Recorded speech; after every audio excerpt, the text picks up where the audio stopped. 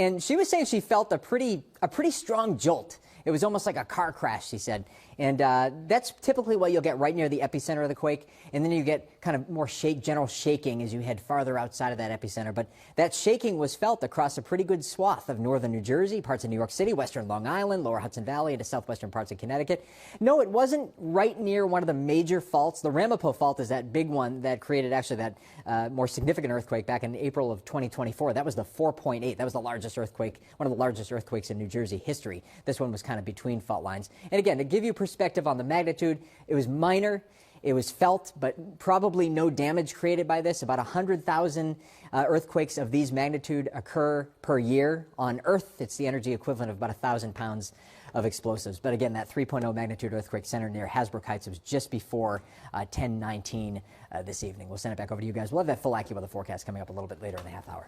All right, Jeff. Thank you. Yeah, absolutely. Thanks, Jeff. All right, Lindsay Tuckman continues our coverage from the newsroom with reaction. Lindsay. Yeah, I actually just spoke to someone on the Upper West Side who said it felt like a rumbling. So it is definitely being felt by people in the city. And maybe you felt the quake or are just now learning about it. It still is fascinating to hear. And experts are saying, indeed, a 3.0 magnitude earthquake is not considered significant, but they are relatively rare. Once again, this quake happened just before 10:30 p.m. with the epicenter in Hasbrouck Heights, New Jersey. An analyst from the United States Geological Survey tells ABC News that it is likely people may have felt it subtly, or maybe they saw a light fixture swinging but didn't know why, and it's unlikely there would be any major damage from a 3.0 tremor. But you'll recall back in April of 2024, there was a big quake also centered in New Jersey that was actually the strongest quake in the greater New York City metro area since 1884, and that one was felt by a significant amount of people. As for tonight, though, the New York City Office of Emergency Management did share a post on X saying it is investigating tonight's incident and is telling New Yorkers to call 911 for any life-threatening emergencies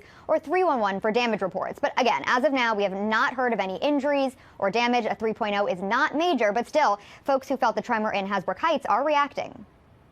Around 10:15, 10:20, I'm sitting in my living room, and the whole house shook. I thought a car drove into our driveway, into the parked cars in the driveway. Yeah, this felt different, right? A lot different. Last time was more shaky. This was an explosion sound that sounded like something hit the house.